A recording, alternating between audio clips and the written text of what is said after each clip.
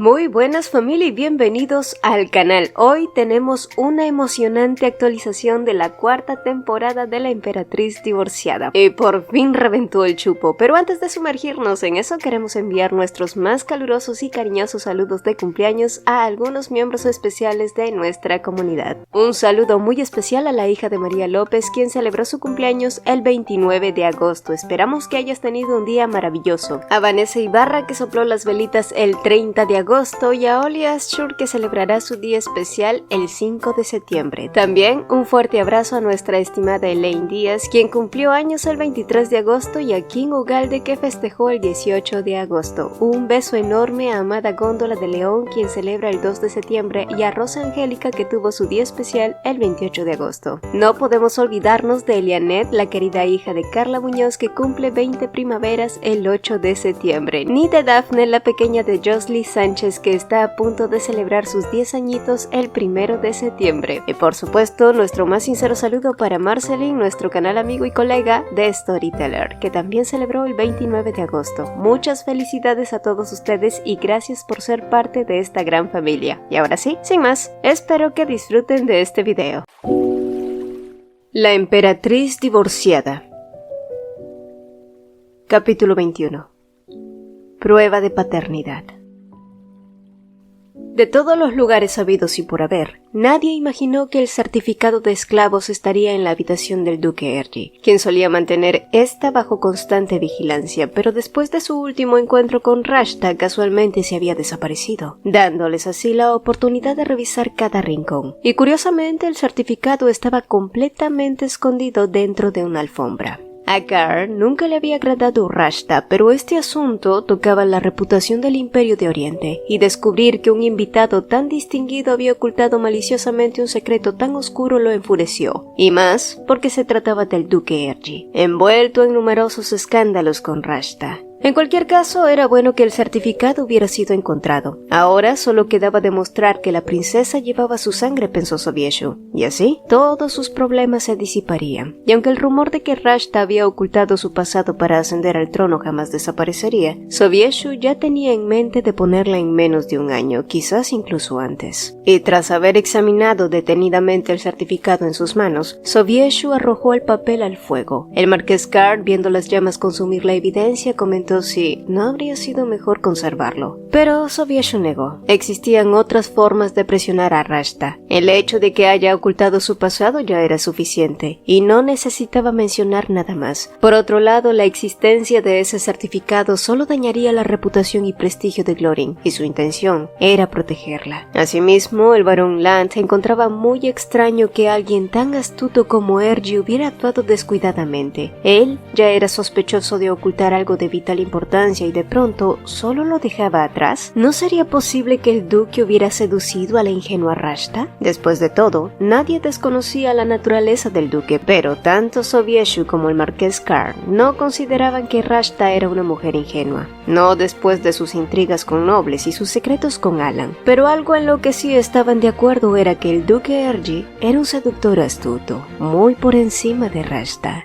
Y en vista de que nadie conocía su paradero actual, Sobieshu entonces ordenó que el duque debía ser deportado a su país natal. Ocultar información imperial era un delito grave, así que lo mejor era enviar al duque de vuelta a su tierra para evitar más deshonra. Asimismo, también añadió que fijaran una fecha con el templo. Al quedarse a solas, Sobieshu miró a la pequeña princesa dormir plácidamente. Solo entonces cerró los ojos y rogó en silencio de que Glorin realmente fuera su hija. Pero días después, las cosas no fueron tan fáciles.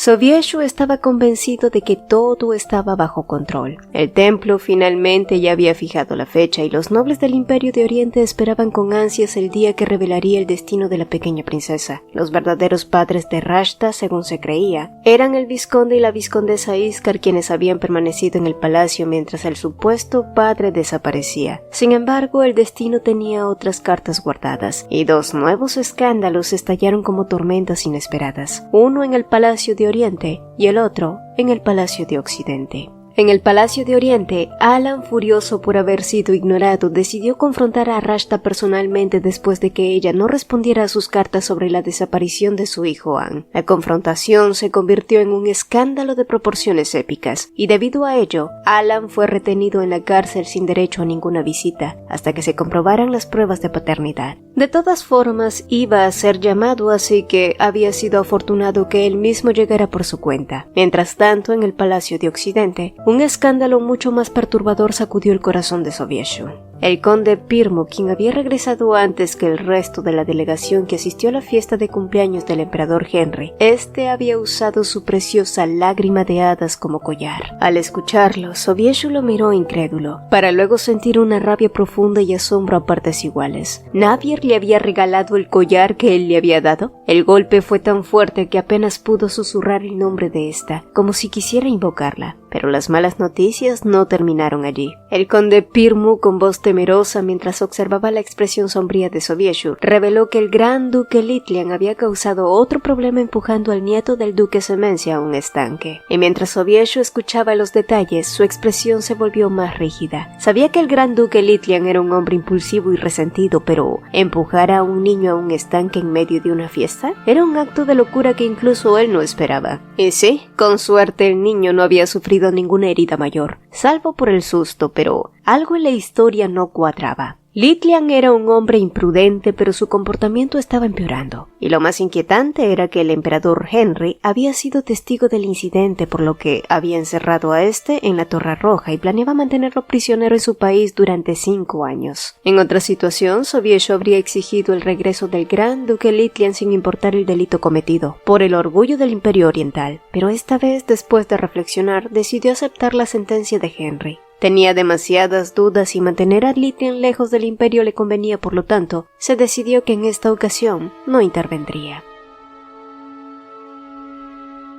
Después de las conversaciones que Navier mantuvo con el embajador especial de Whitemount y su opinión de que no era prudente comenzar una guerra porque recientemente Occidente se había convertido en un imperio, al final se planteó un acercamiento entre ambas naciones para firmar un pacto de no invasión, razón por la que la princesa Charlotte había llegado de Whitemount con la respuesta a esa propuesta. Al escuchar las noticias por Henry, quien se mostró indiferente, Navier sonrió esperando que las conversaciones fueran positivas. Después de todo, Henry ya había mostrado su interés por obtener un puerto, y la princesa Charlotte podía darle lo que necesitaba sin la necesidad de que corriera sangre. Sin embargo, al cabo de un tiempo, Henry levantó su cabeza y colocó aquella cara de cachorrito bribón que siempre usaba con ella cuando quería algo. Las conversaciones sobre política y trabajo se habían extendido por demasiado tiempo y ahora era momento de enfocarse solo en ellos dos. Mi reina, yo y nuestro hijo que crece en tu interior, dijo Henry mimosamente mientras arrastraba a Navier a la cama y la abrazaba por la cintura, soltando dulces palabras al bebé en su vientre. Navier, quien nunca imaginó que podría experimentar esta clase de felicidad, sonrió aún más preguntándose si era posible que esto fuera una ilusión. Finalmente había aceptado los sentimientos de Henry. ¿Se había enamorado de él antes de darse cuenta? Navier sintió que su corazón se derretía mientras dejaba que la felicidad la envolviera.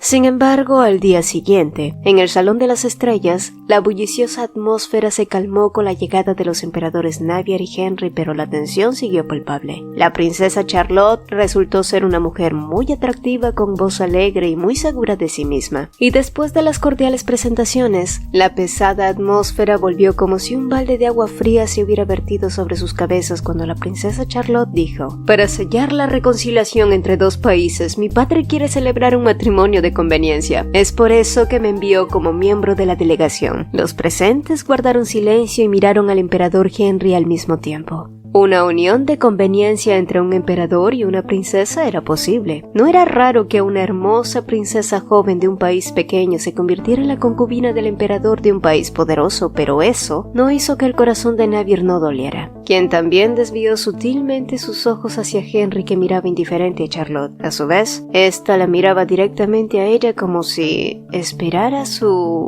aprobación. Sí, la aprobación para convertirse en la concubina de Henry. Sus Sus manos comenzaron a temblar y su corazón se contrajo, pero Navier se obligó a sonreír. Sabía que llegaría el momento en el que Henry tuviera una concubina, así que trató de prepararse mentalmente, pero ¿cómo evitas el sufrimiento cuando duele tanto? Quizás aún no se había preparado lo suficiente, pensó. Pero entonces Charlotte dijo algo aún más sorprendente. Su Majestad, me gustaría casarme con tu hermano Sir Cocher. Y solo así, toda la sala se quedó en completo shock. Después de la inesperada propuesta de la princesa Charlotte, la reunión concluyó. Henry y Navier decidieron entonces dar un paseo por el jardín. La brisa fresca parecía alivianar la tensión en el aire, pero eso no hizo que ella se sintiera más tranquila. Por el contrario, Henry parecía rebosante de alegría, como si hubiera descubierto algo que lo satisfacía mucho. Mi reina, tenías una expresión tan enojada, dijo entonces él en un tono burlón pero lleno de ternura. Además, evitaste mirarme en cuanto la princesa llegó. ¿Estabas intentando contener tu ira? Sí, él tenía razón. El corazón de Navier había dado un vuelco cuando pensó que la princesa Charlotte planeaba convertirse en la concubina de Henry, para luego sentirse muy avergonzada por el error que casi comete. Y ahora ni siquiera podía levantar la cara. Por supuesto, también aliviada a partes iguales, aunque eso no era algo que fuera a revelar al bribón a su lado.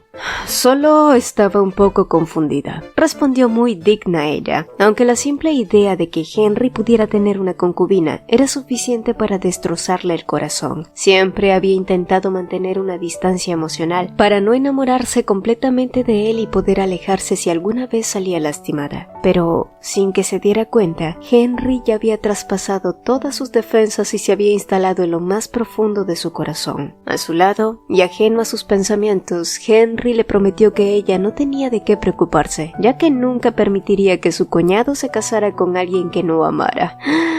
Henry no tenía ni idea. No eres muy perceptivo, ¿verdad? Respondió entonces ella un poco exasperada. Ay, pero mi reina, tú misma dijiste una vez que era muy perspicaz. ¿No soy la excepción? Preguntó simulando su voz de cachorrito para luego agregar. Por supuesto, mi reina es la excepción siempre. Remarcó, logrando que un calor reconfortante se asentara en el pecho de Navier, quien pronto dijo. Y tú eres mi excepción también. Y lo eres porque... Pero Navier decidió dejar la frase en el aire, y aunque no lo miraba directamente, podía sentir que Henry se estremecía ligeramente a su lado y su emoción crecía. Después de eso, Navier siguió caminando y cambió de tema rápidamente. Tenía que preguntarle a su hermano qué opinión tenía sobre la princesa Charlotte. Ay, pero por supuesto Henry insistió en saber qué era lo que había querido decir antes. Y aunque las palabras te amo no salieron de sus labios, Henry se quedó paralizado, su mandíbula caída, incapaz de articular palabra ya sea por la sorpresa o la alegría. Su rostro reflejaba esa extraña mezcla de querer reír y llorar al mismo tiempo, y Navier simplemente suspiró, sintiendo cómo el peso en su pecho comenzaba a desvanecerse. Y finalmente el día de la prueba de paternidad llegó. El cambio en la actitud de Sobieshu había dejado una profunda herida en Rashta. En contraste, la traición de la viscondesa Bertie había dejado una cicatriz invisible. Al llegar al templo, Rashta salió del carruaje con la cabeza en alto y los hombros erguidos. Estaba absolutamente segura del resultado que arrojaría la prueba de paternidad. Sabía que Sobieshu y los nobles usarían su pasado para atacarla, pero nunca lo admitiría. Si el resultado confirmaba que la princesa era hija del emperador, sería el final de esa disputa, e incluso si terminaba siendo depuesta, mientras no fuera castigada severamente, creía que podría resistir. Rashta confiaba en que si lograba aguantar unos años, la princesa podría salvarla o tal vez el duque Ergi acudiría a su rescate como el emperador Henry había hecho con Navier. Poco después, Rashta se dirigió al lugar donde se realizaría la prueba de paternidad. Al llegar, vio que Sobieshu y la viscondesa Bertie, quien había llegado en otro carruaje, ya estaban allí. Al cruzar su mirada con Sobieshu, un recuerdo amargo la invadió, la pintura de Navier que colgaba en su dormitorio. Incapaz de soportar ese pensamiento, apartó la vista hacia la princesa en brazos de la viscondesa, a quien le echó una mirada amarga. Rashta no comprendía por qué esa mujer la había traicionado de esa manera, pero se obligó a no dejarse llevar por sus emociones, porque pronto todos los que estaban allí, todos los que habían dudado de la verdad, tendrían que callarse y enterrar la cabeza en la tierra. Mientras, en el sitio de la prueba, una estructura similar a un atril con 2 placas esperaba. El sacerdote a cargo les indicó que se colocaran a ambos lados. Sobieshu fue el primero en empezar, cortando su pulgar y dejando que una gota de su sangre cayera en el agua diáfana. Rashta, incapaz de pincharse a sí misma, extendió la mano hacia Sobieshu, quien, tras dudar un momento, tomó su muñeca y con un leve pinchazo hizo que su sangre gotease junto a la suya. Lo mismo sucedió con la pequeña Glorien, quien al sentir el corte lloró desconsoladamente. Y a medida que la sangre de ambos se mezclaba, el sacerdote vertió un poco de líquido transparente en la mezcla. Todos los presentes contuvieron la respiración mientras esperaban que la sangre se aclarara hasta desaparecer, confirmando que la prueba de paternidad era positiva. Pero si no lo era, la sangre permanecería viscosa y oscura. Y tras unos eternos minutos, el sacerdote, pálido como un fantasma, declaró con voz temblorosa que la princesa Glorien no era hijo del emperador Sobieshu. El rostro de este se endureció como piedra mientras sus ojos se oscurecían, llenos de una tormenta interna que parecía capaz de destrozar todo a su paso. La atmósfera a su alrededor se volvió tan pesada que parecía que el aire mismo había dejado de moverse. Rashta retrocedió varios pasos, sintiendo cómo la pequeña distancia entre ellos se convertía en un abismo insalvable. Su rostro se puso pálido y con una desesperación desgarradora negó con vehemencia: «No, no, eso no puede ser, su majestad, eso no tiene sentido». Sobieshu permaneció inmóvil, pero un suspiro cargado de tristeza escapó de sus labios antes de hacerle una señal al marqués Carr, y poco después, la conmoción estalló de nuevo. A un lado de la sala, los hombres de Sobieshu arrastraban a Alan con el rostro magullado. El corazón de Rashta se detuvo por un instante. ¿Por qué su antiguo amante estaba allí? Sus gritos volvieron a resonar tratando de intervenir, pero Sobieshu la ignoró por completo. En su lugar, se dirigió el sacerdote con una orden fría y definitiva: «Haz otra prueba de paternidad para ver si la princesa es hija de este hombre». Rashta, completamente devastada, se desplomó al suelo suplicando, pero su desesperación solo enfureció más a Sobieshu. Alan, arrodillado y con lágrimas en los ojos, suplicaba por su vida, pero al ser testigo de una escena tan patética, Sobieshu volvió a dar la señal para que se volviera a iniciar el ritual. Varios hombres tuvieron que sostener a Alan y a Rashta, quienes se resistían como bestias salvajes. La situación había llegado a un punto de no retorno y era inverosímil, pero finalmente la sangre de Alan, Rashta y Glorien se mezcló en la fuente, y al igual que antes, la sangre burbujeó, pero en esta ocasión el agua se aclaró por completo. La princesa era la hija biológica de Alan, y ante esa declaración, los murmullos se hicieron de repente más fuertes. Sobieshu sintió que la humillación y la rabia bullían en su interior. Los gritos resonantes de Rashta solo hicieron más patética la situación, pero como si la vergüenza del momento no fuera suficiente, justo en ese momento apareció una persona que no había sido llamada, una persona que no había venido exactamente a observar. Vaya, ¿ya se dieron a conocer los resultados de las pruebas? Era el duque Ergi, y traía consigo en brazos al pequeño Han, cuya semejanza con la princesa era innegable, pero también se notaban los rasgos de Rashta en su pequeño rostro. Al ver a su hijo en brazos de un desconocido, Alan, desesperado, intentó llegar hasta el niño, pero esa acción solo les demostró a los demás la verdadera imagen de la emperatriz. La imagen que tenían de Rashta, una flor silvestre, pura y sincera, se había marchitado por completo. Su aparente falta de ambición y su honestidad, algo que la distinguía de la fría nobleza. Pero tras innumerables decepciones, tras convertirse en concubina, ahora solo quedaba un vacío frío y amargo. Los murmullos se propagaron como un incendio, llenando el aire con acusaciones y especulaciones. Rashta, furiosa, observó a los nobles con ojos inyectados en sangre. La injusticia de la situación la quemaba por dentro. Quería gritarle al mundo que Sobieshu la había aceptado a pesar de conocer su oscuro pasado, pero sabía que revelar eso solo serviría para destruir la última carta que tenía en su poder. Y mientras los nobles continuaban con sus críticas, Rashta trató de defenderse una vez más, exigiendo una segunda prueba, pero esta ni siquiera fue considerada. ¿Cuántas veces más querría humillar a la familia imperial? Mientras tanto, la vizcondesa Verdi, que sostenía a la princesa, observaba la escena con un nudo en la garganta. Ahora, con la revelación de que Glorien no era hija del emperador, ¿qué pasaría con su princesita? La mujer abrazó protectoramente a la bebé, jurándole por su propia vida que la protegería de cualquiera, incluso del corazón frío de un hombre que había descubierto que no era su verdadero padre. Sobieshu estaba devastado. Con el corazón hecho trizas, no podía concebir la idea de mantener a Glorin como princesa, sabiendo que no llevaba su sangre, y una sola orden bastó para despojarla de su estatus real. El matrimonio de Sobieshu con Rashta había requerido un proceso formal, sellado ante el sumo sacerdote para despojarla de su título de emperatriz, pero con Glorin todo fue mucho más sencillo. Sobieshu, cegado por la ira, no consideró la opción de adoptarla, aunque tal vez cambiaría de opinión con el tiempo. Sin embargo, en ese momento no soportaba ver el rostro de la bebé que tanto le recordaba a Rashta. Aún así, no fue completamente despiadado, ya que encargó a la vizcondesa Verdi que cuidara de Glorin en una habitación apartada. El cariño que había sentido por la bebé había sido genuino, pero destituirla de su posición fue un golpe más doloroso de lo que esperaba, y en su posición como emperador, Sobieshu no encontró a nadie con quien poder compartir su dolor. Navier, quien solía ser su confidente, estaba ahora en otro reino. El marqués Gar, aunque leal, no era más que un secretario incapaz de comprender su sufrimiento. Sobieshu pasó el día sumido en la agonía hasta que finalmente, al caer la noche, regresó a su dormitorio, apoyó la frente contra una pintura de Navier y suspiró profundamente, buscando en el frío marco algún alivio para su angustia. Solo entonces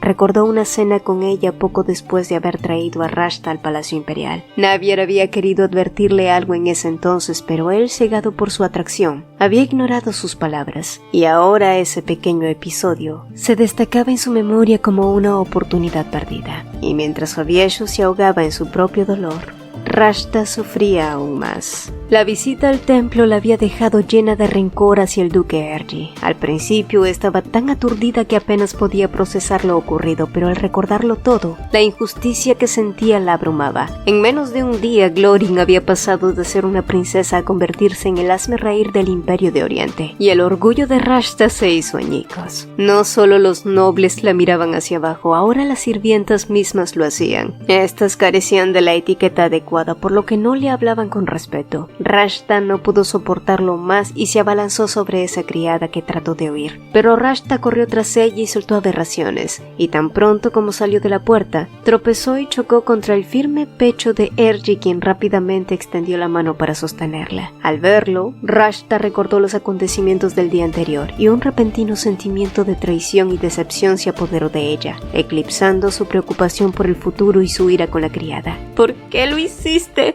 preguntó Rashta con voz apagada, pero en lugar de responder, el duque Ergi suspiró mientras examinaba el rostro de Rashta. No te ves tan bien, soltó él antes de agregar en voz baja. ¿Quieres saber por qué no hice lo que me pediste que hiciera después de secuestrar al nieto del vizconde Lotesho? ¿O por qué lo llevé al templo? Oh, bien. Había gruesas espinas incrustadas en cada palabra. Rashta quería taparse los oídos, pero él continuó hablando. ¿O quieres saber por qué voy a hacer público estos documentos? Los ojos de Rashta se abrieron en horror al reconocer los pagarés. Así es, Rashta. Es hora de que me pagues lo que me debes. Rashta miró al duque Ergi en estado de shock. Nunca se hubiera imaginado esto. Curiosamente, a pesar de que él ya la había traicionado, no pensó que la obligaría a pagar sus deudas ahora. Siempre fuiste un hombre desalmado, dijo ella entonces con una voz temblorosa por la rabia. ¿Por qué?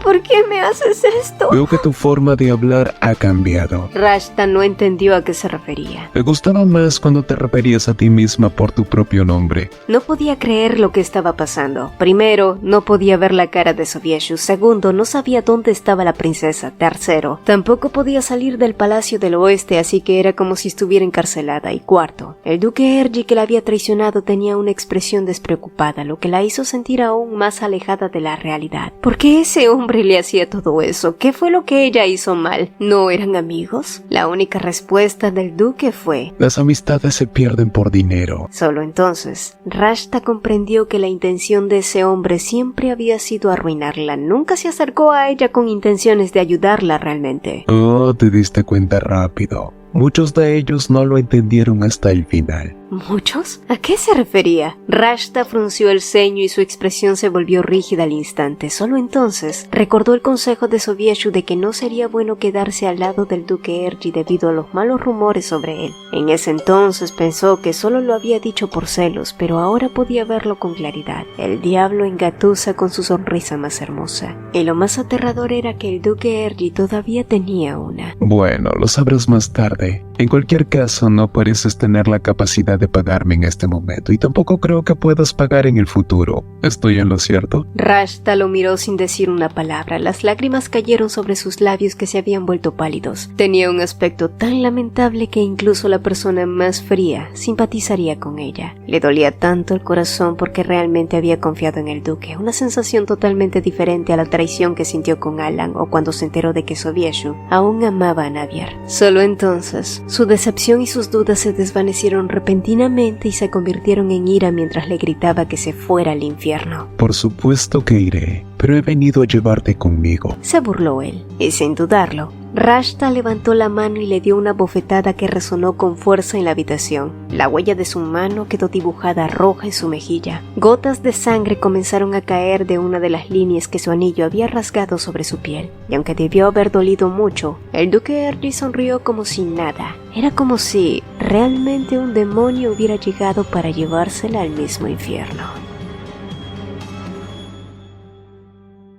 Las noticias de Oriente ya habían llegado a Occidente. Navier se quedó perpleja después de leer el titular del periódico. La princesa Glorin no era la hija del emperador Sobieshu. Un artículo redactado objetivamente y a detalle por Johansson que describía los vergonzosos eventos punto por punto. Y a medida que leía cada palabra, Navier se quedó desconcertada. Ella los había maldecido el día de su boda porque no quería que fueran felices, pero no esperaba que su relación terminara tan mal, y no era irónico. Al final, Sobieshu la reemplazó por la mujer que solo le trajo las mayores desgracias. Navier se reclinó en la silla reflexionando en ello, pero se dijo que ese ya no era un asunto suyo. Sin embargo, fue en ese momento que alguien interrumpió su momento de paz, y cuando se giró, una de sus doncellas anunció que el duque Liberty estaba allí, y traía consigo un mensaje urgente. Desde que Navier quedó embarazada, muchas de sus actividades se habían reducido al mínimo. Henry era el encargado personal de eso, y aquella noche, ya en su habitación, Navier le contó sobre la extraña conversación que había tenido con el duque Liberty, pues resultó que el hombre había traído consigo una carta escrita por Rashta y que hablaba abiertamente sobre su supuesta infertilidad. Pero, ¿por qué Rashta le había enviado ese tipo de carta a un hombre que claramente se oponía a Navier? Bueno, para crear más discordia. Y sí, aunque era molesto, una cosa positiva quedó clara. El hecho de que el duque decidiera ir a verla directamente y hablar de ese punto personalmente, solo indicaba que esa era su manera de inclinar la cabeza ante ella y pedir disculpas por haber cometido complot con el viejo Semencia. Por supuesto, Navier no iba a dejar pasar la insolencia de Rashta esta vez, quien había contado con poder cuando escribió esa carta, pero ahora era inútil. Y dado que fue enviada con la intención de atacarla, no había necesidad de ocultarla, por lo que planeaba presentar una queja formal. Y mientras reflexionaba sobre ello, Navier recordó el apoyo incondicional que Henry siempre le brindaba. Así que sonrió buscando su calor, apoyando su cabeza en su pecho, permitiéndose finalmente descansar.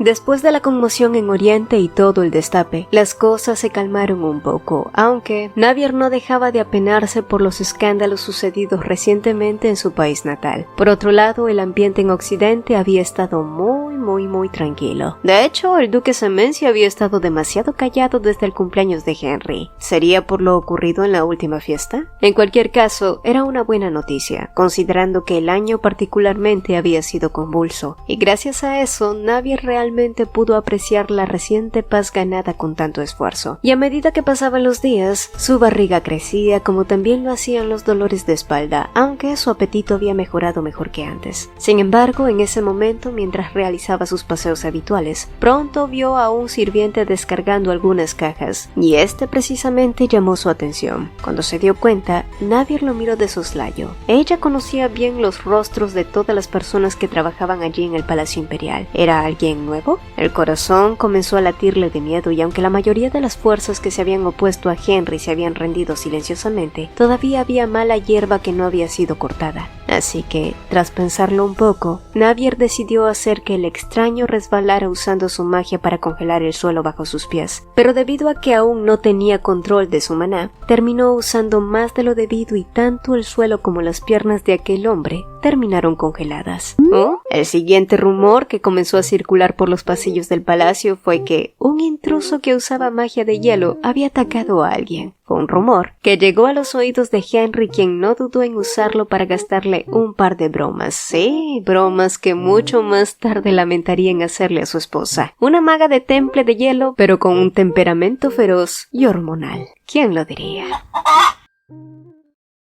Hacía horas que el duque Ergi había abandonado su oficina, pero Sobieshu no dejaba de mirar sorprendido los documentos y pagarés que cuidadosamente habían sido organizados frente a él. La deuda de Rashta era enorme, pero aún así podía permitirse pagarlo con su riqueza personal, por lo que no habría necesidad de tocar los fondos del país. Sin embargo, el puerto era un tema completamente diferente. Y sí, había formas de negarse, pero entonces tendría que demostrar que Rashta nunca había sido apta para ser emperatriz. Muy aparte del hecho de que Ergi jamás se quedaría de brazos cruzados y probablemente solicitaría un arbitraje de la Alianza Continental. El problema era que una vez que se iniciara ese arbitraje, todos los países se enterarían y lo que sucedería a continuación sería muy obvio. La dignidad de la familia imperial de Oriente caería al suelo, y todos se burlarían de él porque dejó a Navier por una concubina que regaló su puerto. Ahora, todo lo que podía hacer era elegir entre perder el puerto o su honor. Solo entonces, y sintiendo cómo su ira crecía y crecía, Sobieshu ordenó que trajeran al vizconde Loteshu.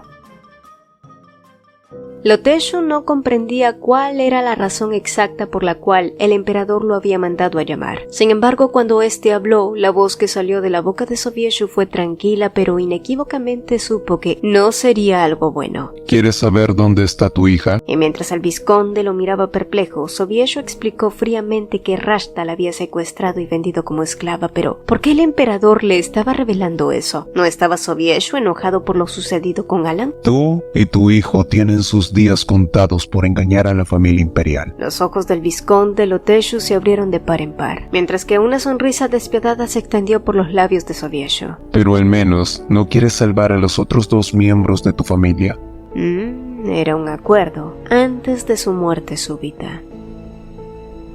Después de salir del palacio imperial, el vizconde Loteshu se apresuró a caballo al lugar indicado por el emperador, y después de cabalgar durante varios días, llegó a una pequeña pero hermosa mansión en donde encontró a Lebeti custodiada por varios guardias tal como le había prometido Sobieshu. Al verla, el anciano corrió desesperado y abrazó a su hija, quien se acurrucó en sus brazos preguntando cómo es que había llegado allí, y aunque él quería decirle todo, un nudo se formó en su garganta, pero no tenían tiempo. Solo entonces Lebeti se dio cuenta de que su comportamiento era extraño y retrocedió sorprendida preguntando qué estaba pasando. El vizconde Loteshu seguía muy enfurecido al descubrir que había sido Rashta quien le había hecho eso a su preciosa hija, pero también estaba enojado consigo mismo porque si no hubiera chantajeado constantemente a Rashta, tal vez ella no habría atacado a su adorada hija. Solo entonces, Loteshu confesó todas sus maldades, los chantajes, las mentiras, el gran engaño hacia el emperador, y Lebeti finalmente se dio cuenta de la gravedad de la situación y su rostro palideció. Pero en ese punto ya no importaba lo que hicieran. Él y Alan se habían convertido en el objetivo del emperador, quien podía acabar con toda su familia. Sin embargo, Sobieshu le había hecho una petición, que en su camino al infierno arrastrara a Rashta con él. ¿Por qué? Porque lo único que quería era deshacerse de ella rápidamente y a cambio se ofreció a perdonar a 2 de los miembros de su familia que no tenían nada que ver con sus maldades. Pero sabiendo que su hija no lo aceptaría, finalmente el anciano decidió mentir por amor. Otra conmoción golpeó al Imperio de Oriente. El vizconde y la vizcondesa Iskar reaparecieron tan repentinamente como se fueron, cuando afirmaron haber encontrado pistas sobre el paradero de su segunda hija. Y cuando la pareja reapareció, las dudas sobre la paternidad de Rashta se intensificaron. La gente quería que la pareja se hiciera una prueba de paternidad con Rashta, y tan pronto como estos cruzaron la capital, fueron arrestados y encarcelados. Y días después, los Iskar de repente se vieron sorprendidos al ver frente a ellos a una visita inesperada. Era el vizconde Loteshu, y naturalmente la pareja se puso rígida ya que sabían que ese hombre no era santo de devoción de Rashta. Pero, ¿por qué estaba allí? ¿Había llegado para burlarse de su situación? ¿Era eso? Pero dado que Loteshu pronto estaría en una situación peor, trataron de calmarse un poco insultándolos. Sin embargo, el anciano, que parecía haber perdido el miedo, solo sonrió cruelmente. Y aunque mi cuello está en peligro, no me arrepiento de nada porque moriré para proteger a mi familia, pero ustedes no intentaron matar a su verdadera hija por el bien de una hija falsa que ni siquiera criaron. El vizconde chasqueó la lengua como si se tratara de un pensamiento maravilloso. maravilloso. Los Iskar jamás podrían descansar en paz ni cuando murieran. La pareja se quedó sorprendida por los extraños comentarios del vizconde Loteshu. ¿A qué se estaba refiriendo con su verdadera hija? Fue allí que el anciano bufó y decidió revelarles la verdad. La verdadera hija a la que habían intentado asesinar. La muchacha a la que humillaron a petición de Rashta, Evali, la supuesta segunda concubina del emperador. Ella era su segunda hija perdida. La niña a la que tan desesperadamente buscaron y a la que terminaron repudiando sin saber. Y anticipando su negativa a creer en sus palabras, pronto Loteshu les entregó los documentos del orfanato que habían traído para aclarar sus dudas. Los vizcondes gritaron de forma agónica mientras Loteshu se alejaba de allí. Rashta había intentado matar a su hija, así que ya no tenía por qué cubrir sus mentiras. Lo que pasara después ya ni siquiera le importaba.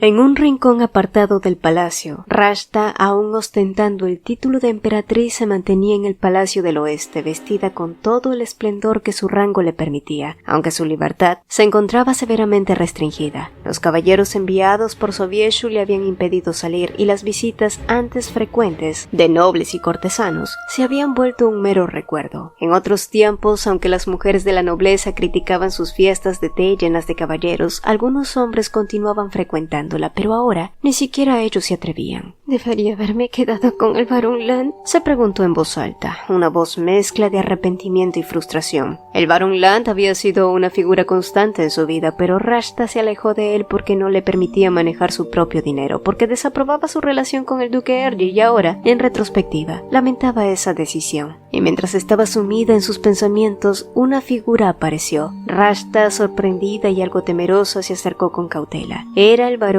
Land, su antiguo confidente, quien la saludó con una expresión que mezclaba preocupación y pena. No obstante, momentos después, cuando Rashta le preguntó qué era lo que lo había traído hasta allí, intentando mantener una apariencia de control, este la puso al tanto de lo que estaba sucediendo.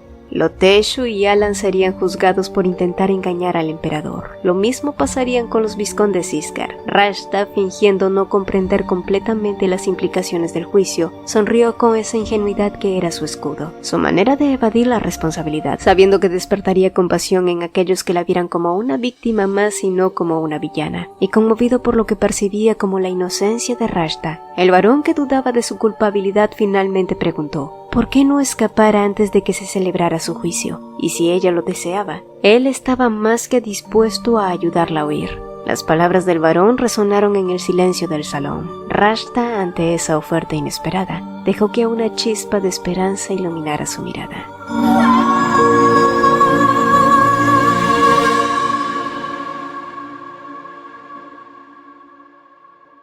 Si el video te gustó, apreciaríamos dos cositas. Regálanos un like y coméntanos qué te pareció. Nos encanta leerlos. Mi nombre es Cecilia y nos vemos en un próximo video.